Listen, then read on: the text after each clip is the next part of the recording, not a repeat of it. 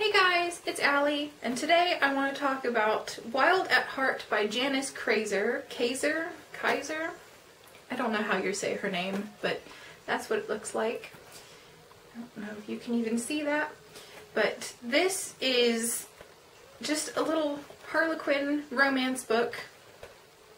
It's again one of those that is a really light read. It's 219 pages. It's the first one I read in this little romance series that I've done because, like I've previously said, and like I'll say again because I just like repeating myself, I haven't read heavily for a long time and I wanted a way to ease myself into it, so I picked a few of the books that I have that are shorter and that are guaranteed to make me feel good. And so Wild at Heart was the first one I picked up.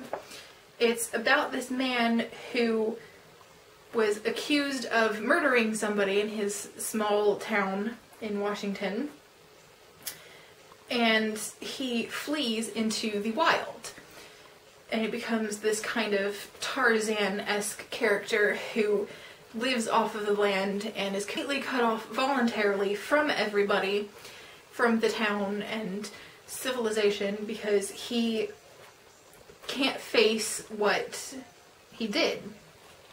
And he lives in the wilderness for 15 years before, and meanwhile the charges have been dropped against him. The people have pretty much all forgotten and forgiven him. Some people still believe that he was really at fault, and some still believe that he's actually still alive in the wild, and some believe that he's just a murderer who died out in the woods somewhere.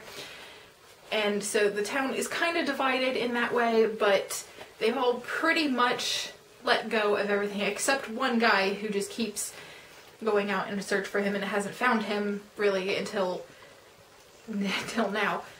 And that this Victoria Ross, she comes in because she's heard about him from her professor, and she thinks that the chance to see him and talk to him is a really great opportunity for anybody.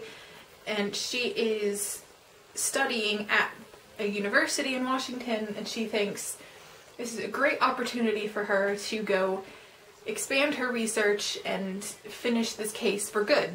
So she does. She gets to Edgar, which is where he's from. It's a little bitty small town with probably only like 20 people living in it. We all know those. And she starts asking about him. Now, she gets mixed reviews from everybody because, like I said, there are some people who like him and think he's still alive and still think he's a really good guy, and there are some people who just hate him because they believe that he really did kill this guy. So she decides she's going to find the one person who he has actually seen him since he fled into the wild. She propositions him to take her out into the wild to find this man named Jared, and she just wants to get close to him because she thinks that if she can get close to him, she can talk to him and make him realize that the town has pretty much moved on and he can go back and face whatever demons he thinks are possibly lurking there. So, but it turns out that Steve just wants to kill Jared, and as you read, you can kind of see why he would want to, but you understand that he is not a very nice man. You do understand why he's wanting to kill this guy, but he's just not a very nice man anyway.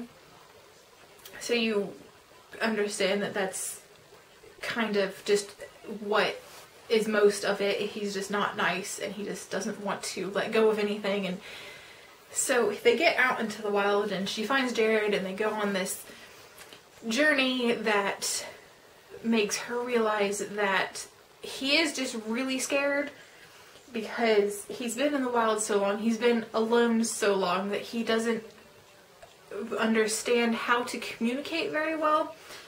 And they get stuck in a snowstorm because it's Washington and it just snows all the time in Washington.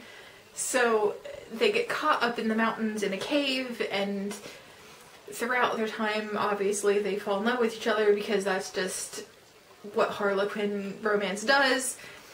And it really makes you feel for him, because not only is he on his own and afraid to go back to town, back to the people that he once really loved, it makes you realize that no matter how hard it is, you have to face something that you've done.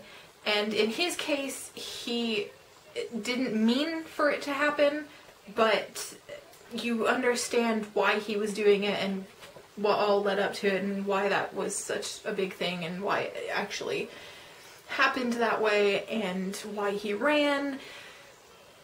And it made me cry a couple times, because I am just a sucker for romance, and anything that has to do with a man realizing that it's okay to be a little weak just sends me over the edge, as does really anything military. Will just guarantee make me cry at some point.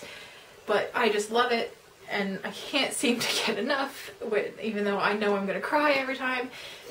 So this was pretty much a guarantee to make me cry, because if you can see on the cover, he just looks really alone and really scared, even though she's trying to comfort him, and